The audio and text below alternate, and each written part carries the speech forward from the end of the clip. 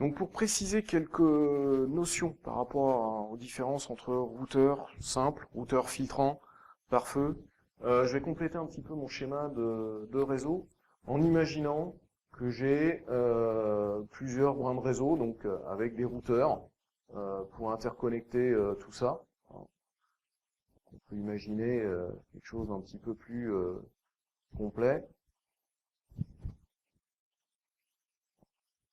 Voilà. Donc on a plusieurs brins réseau ici.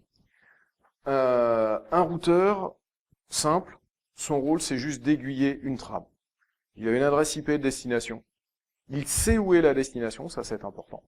Il envoie la trame dans la bonne direction, donc à un prochain routeur. Par exemple, si de ce réseau-là, je dois accéder à ce réseau-là, ce routeur, il a plusieurs chemins possibles. Il peut passer directement par ici, par là, après, à voir en fonction de ce qu'on appelle une table de routage.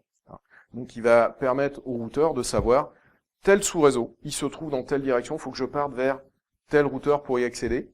Et si j'ai plusieurs chemins, je pourrais indiquer une notion de coût, de manière générale, pour indiquer quel est le chemin le plus rapide. Et si le routeur ne dispose pas de l'information, la trame n'est pas envoyée. Donc un routeur simple, il va s'arrêter là. Un routeur filtrant, comme j'ai mis par exemple ici, donc il va filtrer par rapport à une adresse IP source, une adresse IP destination, un port, donc il ne va pas laisser passer toutes les trames. Il a les mêmes fonctions de routeur que le routeur simple, mais en plus, il va regarder à l'intérieur, savoir s'il autorise ou non la trame à passer.